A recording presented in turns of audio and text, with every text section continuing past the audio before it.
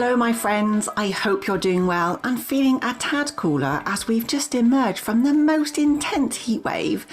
Thankfully, cake over keto did not melt, so this is your non-diet podcast standing up against diet culture so you can make peace with food and eat the goddamn cake without anxiety and guilt. I am Mel Wakeman, registered nutritionist, intuitive eating practitioner, non-diet counsellor and lover of a good lemon drizzle cake. I specialise in disordered eating and recovering from chronic dieting, eating disorder recovery and body dissatisfaction, all through a weight-inclusive lens. I am here to provide a safe healing space for those on their way to food and body freedom. I will mention body weight and weight loss in this episode, and I won't talk about specifics in terms of numbers, but I will mention the O word. Now, there will be context, but please be mindful if you are triggered by these. Let's get the kettle on, find a comfy seat and sit with me for 20-ish minutes. And to let you know, I will be having a couple of weeks off over August as we move house and have some family time, but I'll be back in September. It's no time at all, really. And I'll be kicking things back off on the 2nd with loads more stuff to talk about. In fact, you probably won't even miss me at all because you've got the previous 9 episodes to listen to again. In the meantime, if you'd like to find me on social media, please do. I'm on Instagram as me, Mel Wakeman, and now TikTok at Cake Over Keto. Please keep your ears plugged in. What's coming up in this episode is right around the corner. In this episode 10, I want to explain why is it your GP believes your sore eye, your joint pain, your digestive problems or your diabetes are all down to your body weight. Why do they assume you eat too many McDonald's and sit on the sofa all day? Why is their advice to cut out carbs? Hey, have a drink if you think you're hungry. And you've probably not considered it, but how about you get to the gym? In fact, here's a reduced price membership for your local authority gym. And when you do get your ass down there, I get a bit in my back pocket, so it's a win-win situation. And that last one is especially relevant because this will still be suggested even if you are experiencing chronic pain and fatigue and have social anxiety. It's no wonder folk in bigger bodies want to avoid their GP like the plague because weight stigma is rife.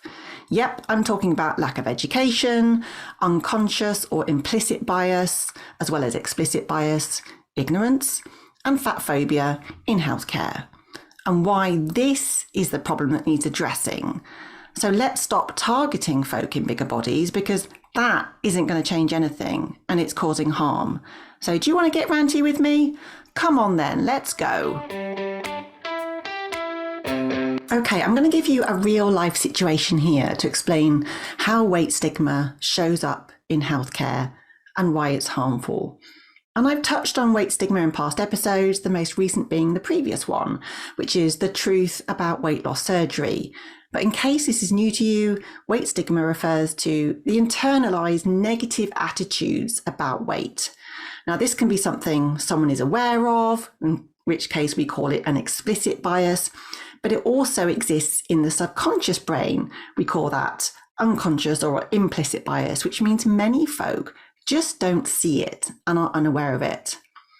Yet most of it comes from stereotypes, which are basically exaggerated beliefs about a person or a group of people based on images on social media, in mass media, reputations passed on by family members, friends and co-workers, and other members of society.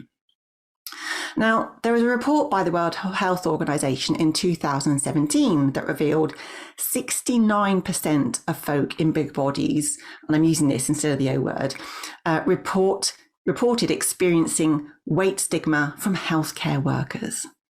54% of adults in bigger bodies experienced weight stigma from co-workers. 72% of media images stigmatize folk in bigger bodies.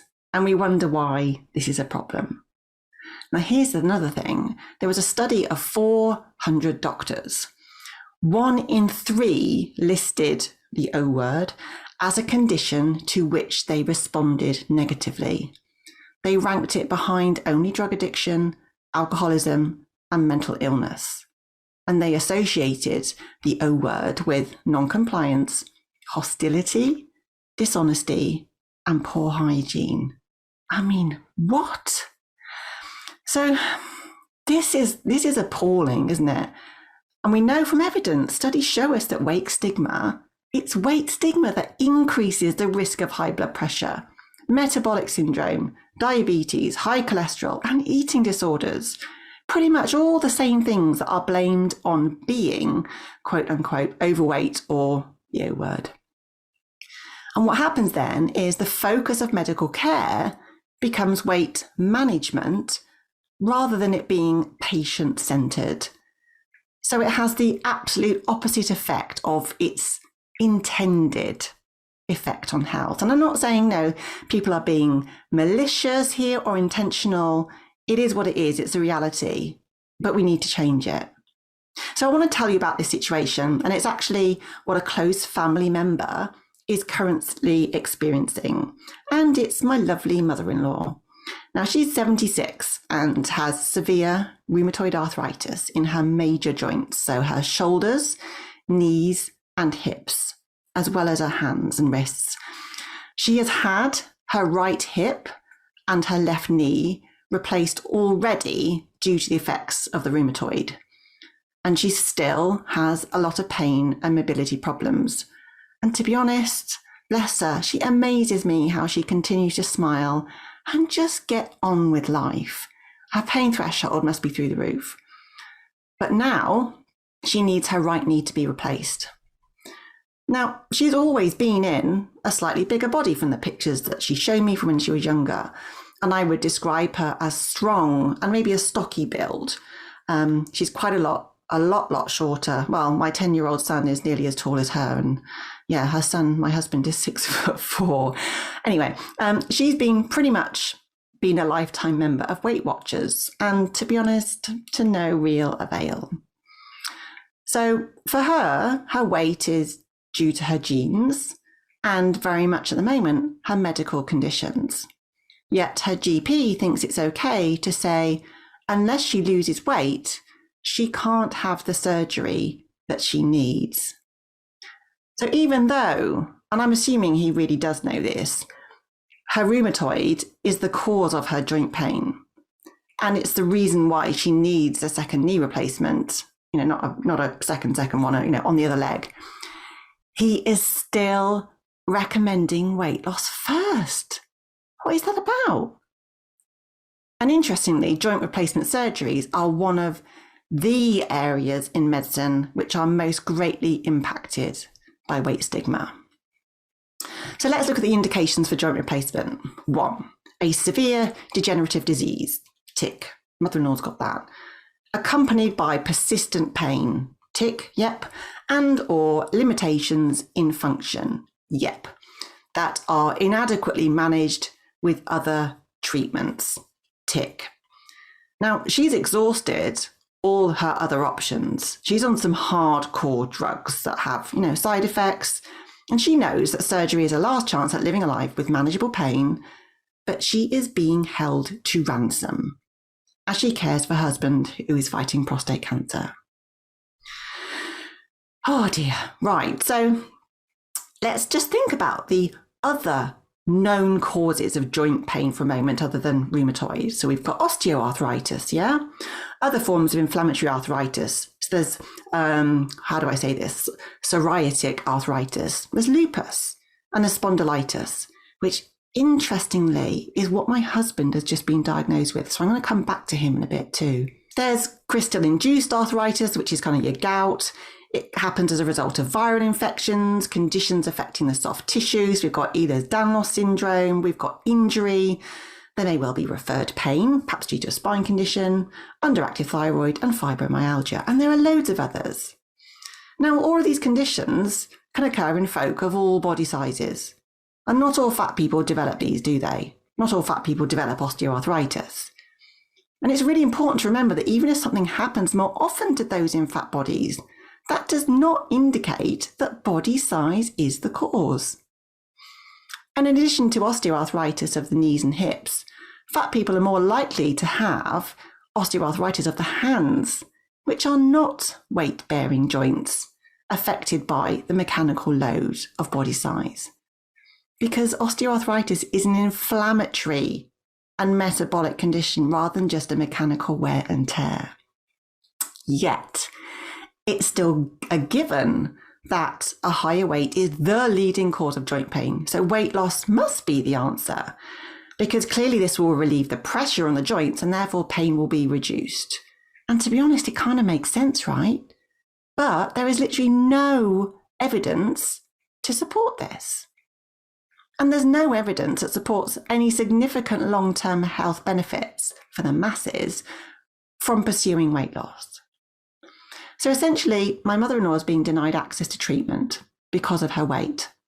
For her to qualify for treatment, she needs to demonstrate she can make her body conform to an arbitrary criterion.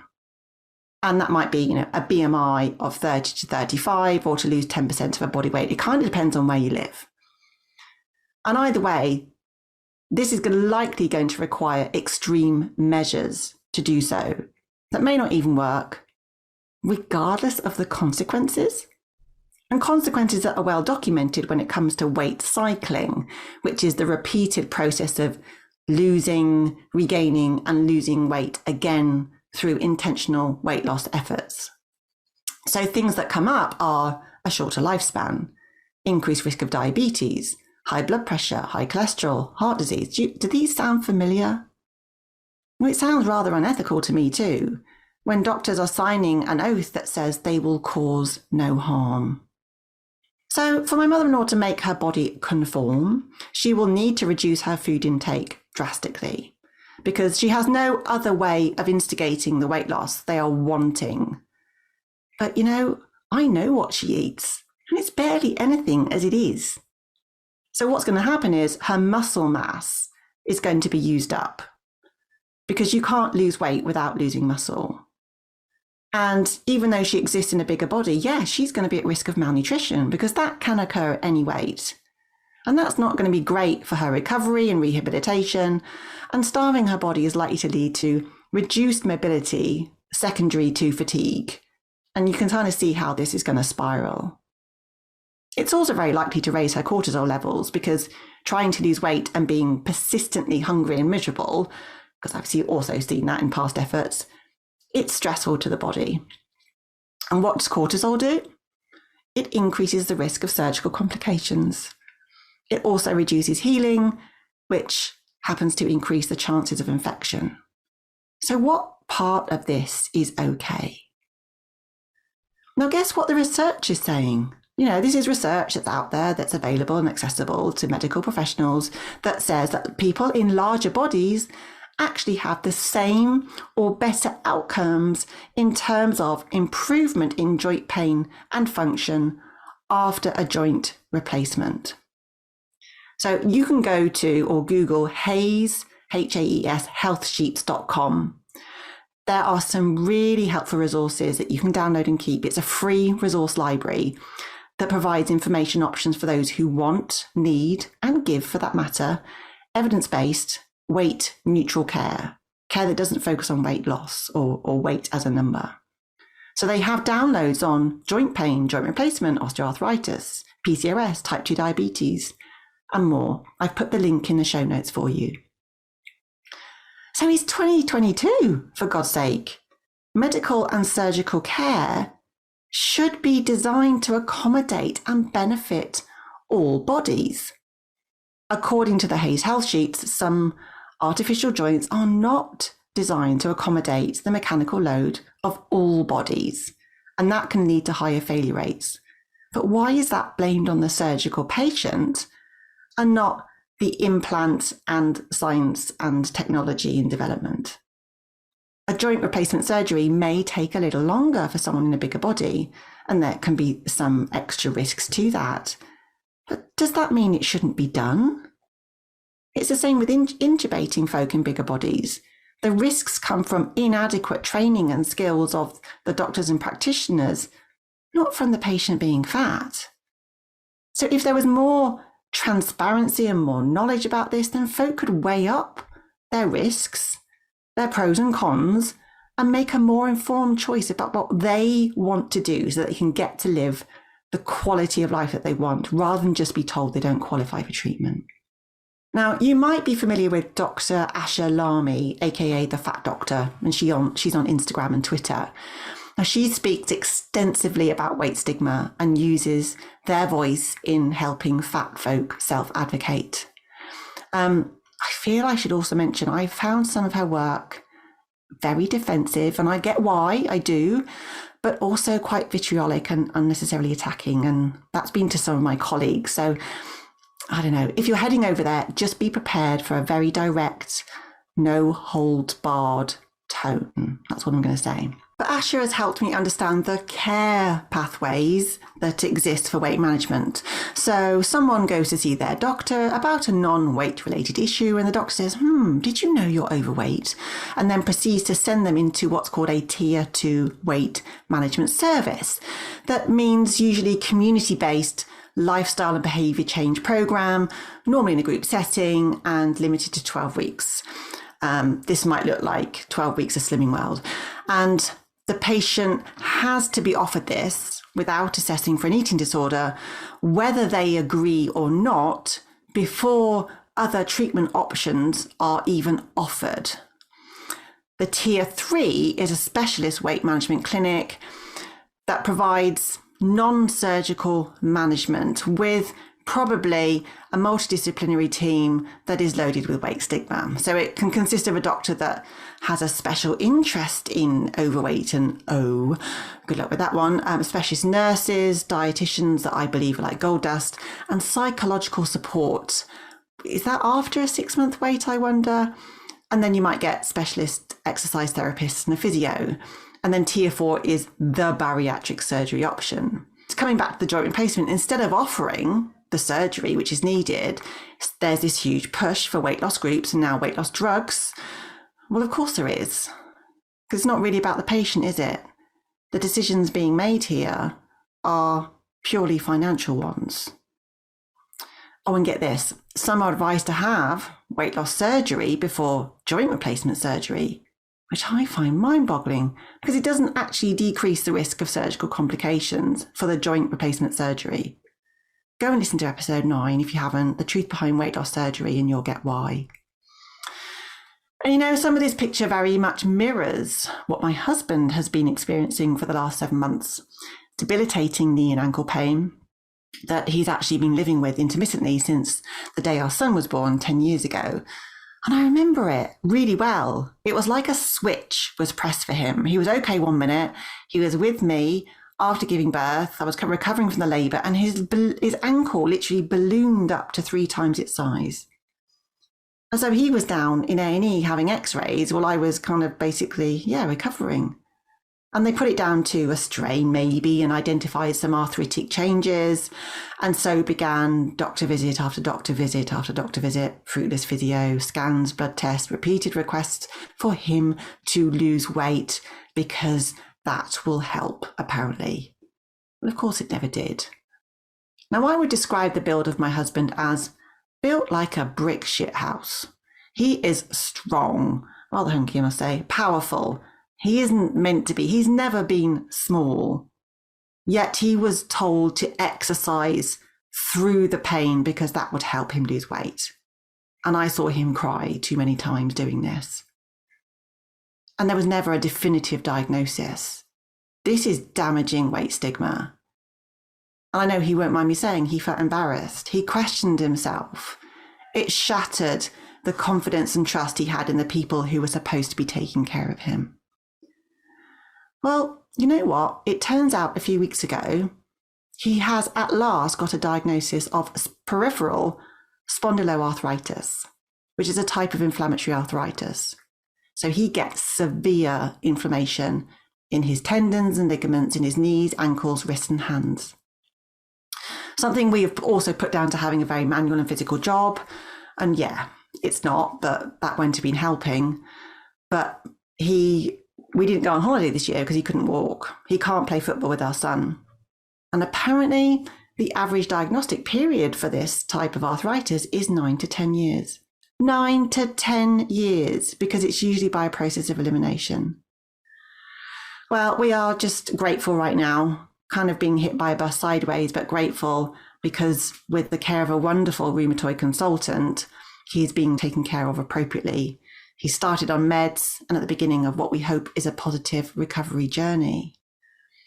But this is part of the problem, that weight stigma, it's in our health policies, it's in our public health campaigns, it's in healthcare training.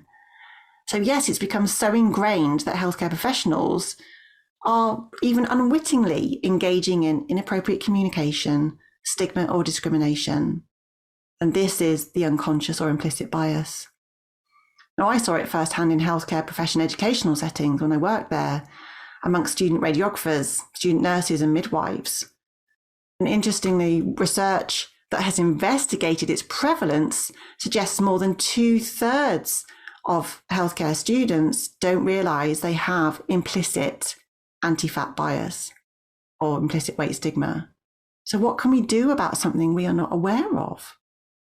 Well, healthcare professionals need to evaluate their own biases to know that they will exist. So they have to go looking for them. They need to ask themselves, do I make assumptions about a person's level of fitness or health based solely on his or her weight or size?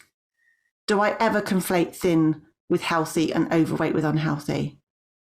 Because if they answer yes to this, if they become aware of their biases, then they can do something about it. So yeah, it comes down to education, and there is plenty of evidence around to learn from. And secondly, the other option is the harder one, I think, is self-advocacy and speaking up. Come join me in the pick and mix as I share more on this. Right, what have we got in this episode's pick and mix? Well, let me introduce you to Ginny Jones, founder of morelove.org. She's a parent coach and empowers parents to raise kids who are free from body hate and eating disorders. She has a huge resource library, and one section is dedicated to the harms of weight stigma. And I've put a link in the show notes if you might like to read more about this. And what Ginny also created were Don't Weigh Me cards. Now, again, I put the link to these in the show notes, and I've ordered some and I have them, and when I see my clients, I give them to them or I post them to them. So it's kind of like a business card size. And it says on the front, please don't weigh me unless it's really medically necessary. And underneath it says, if you really need my weight, please tell me why, so that I can give you my informed consent. Then you flip the card over and it reads, why? Because 1, most health conditions can be addressed without knowing my weight. That is absolutely true. 2, when you focus on my weight, I get stressed, and that's not healthy. Particularly important for eating disorder recovery. Number 3, weighing me every time I come in for an appointment and talking about my weight like it's a problem perpetuates weight stigma, which is a known and serious health risk. Number 4, I pursue healthy behaviours regardless of my weight status. See health at every size. Now, I have declined being weighed at the doctor's surgery because, not for being in a bigger body, but because it was triggering. So I know self-advocacy is not easy when often healthcare professionals are seen as the authority. They can be intimidating, and when you're feeling vulnerable, it can be really hard to find the wherewithal to assert your boundaries. And I've heard so many bizarre reasons from healthcare professionals as to why they deem it necessary to weigh somebody, like, they would lose their job. I don't have time to share these today, but if you felt it would be helpful to have a conversation about your experiences and how to navigate this, you do have options. So don't be afraid to get in touch. My contact details are coming up in just a minute. I can help you with that. So yeah, that's it from me, friends. Thank you so much for joining me. As I said at the beginning, I've got a few weeks off, but I will be back on the 2nd of September with episode 11, which is all about food obsession and addiction. Is it a thing? If you've liked what you've heard, please do subscribe so you won't miss that coming up. And yeah, if you'd like to carry on the conversation or ask me anything, please email me at mel@wakemannutrition.com, or just come find me on Instagram at Mel Wakeman, or TikTok as Cake Over Keto. It's not just dancing over there, you know. So take care of yourselves. I will see you next time. Thank you so much. Bye-bye.